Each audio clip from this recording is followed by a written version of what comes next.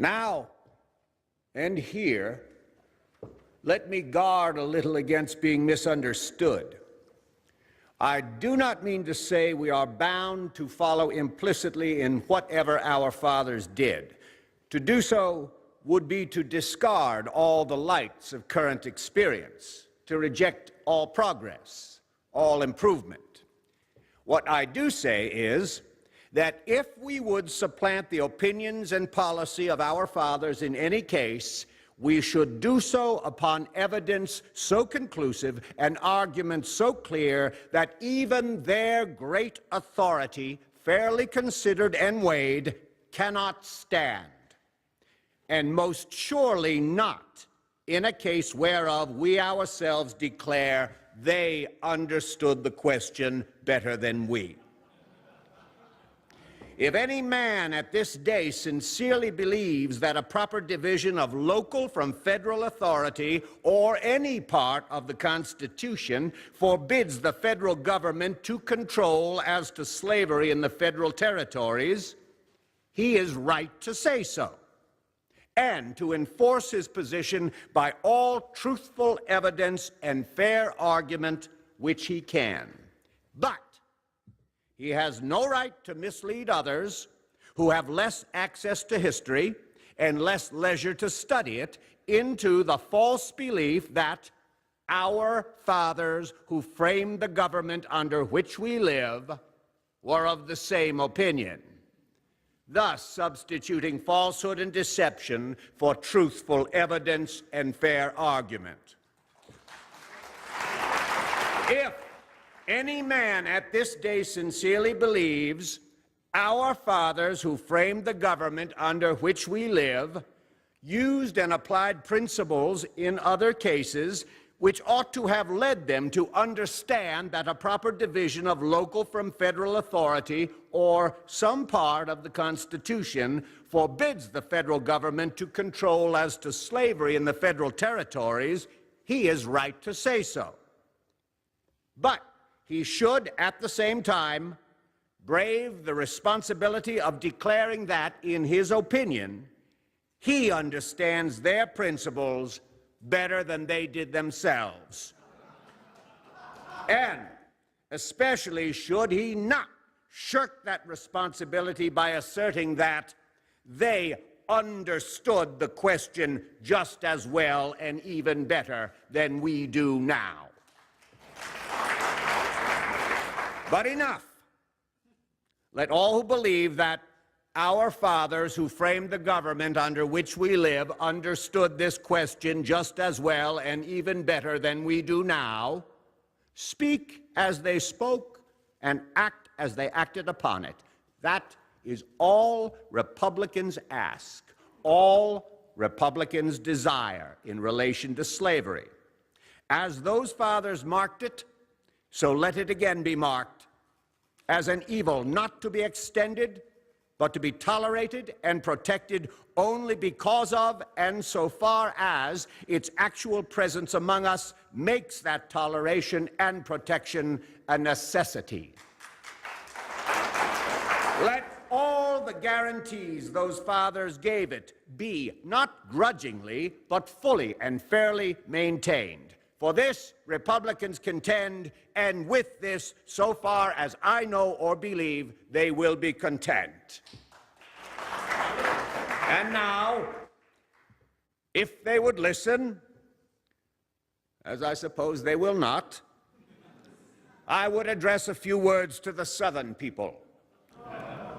I would say to them, you consider yourselves a reasonable and a just people. And I consider that in the general qualities of reason and justice, you are not inferior to any other people. Still, when you speak of us Republicans, you do so only to denounce us as reptiles, or, at the best, as no better than outlaws. You will grant a hearing to pirates or murderers, but nothing like it to black Republicans. In all your contentions with one another, each of you deems an unconditional condemnation of black republicanism as the first thing to be attended to. Indeed, Such condemnation of us seems to be an indispensable prerequisite, license, so to speak, among you to be admitted or permitted to speak at all. Now, can you or not be prevailed upon to pause and to consider whether this is quite just to us or even to yourselves? Bring forward your charges and specifications, and then be patient long enough to hear us deny or justify. You say we are sectional. We deny it. That makes an issue, and the burden of proof is upon you. You produce your proof. And what is it? Why, that our party has no existence in your section, gets no votes in your section. The fact is substantially true, but does it prove the issue? If it does, then in case we should, without change of principle, begin to get votes in your section, we should thereby cease to be sectional. You cannot escape this conclusion. And yet, are you willing to abide by it? If you are, you will probably soon find that we have ceased to be sectional, for we shall get votes in your section this very year. You will then begin to discover, as the truth plainly is, that your proof does not touch the issue. The fact that we get no votes in your section is a fact of your making, not of ours.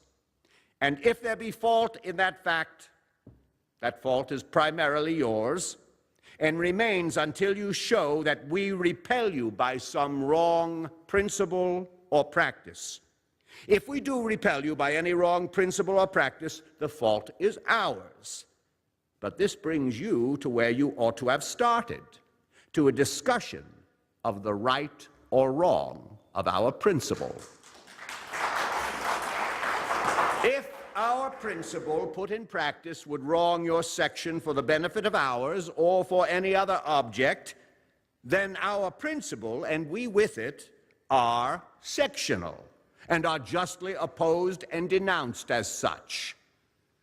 Meet us, then, on the question of whether our principle put in practice would wrong your section, and so meet it as if it were possible that something may be said on our side. Do you accept the challenge? No. Then you really believe that the principle which our fathers who framed the government under which we live thought so clearly right as to adopt it and endorse it again and again upon their official oaths is in fact so clearly wrong as to demand your condemnation without a moment's consideration. Some of you delight to flaunt in our faces the warning against sectional parties given by Washington in his farewell address. Less than 8 years before Washington gave that warning, he had, as President of the United States, approved and signed an act of Congress enforcing the prohibition of slavery in the Northwestern Territory, which act embodied the policy of the government upon that subject up to and at the very moment he penned that warning. And about 1 year after he penned it, he wrote Lafayette that he considered that prohibition a wise measure, expressing in the same connection his hope that we should at some time have a confederacy of free states. Bearing this in mind, and seeing that sectionalism has since arisen upon this same subject, is that warning a weapon in your hands against us, or in our hands against you? Could Washington himself speak, would he cast the blame of that sectionalism upon us who sustain his policy, or upon you who repudiate it? We respect the warning of Washington, and we commend it to you, together with his example, pointing to the right application of it.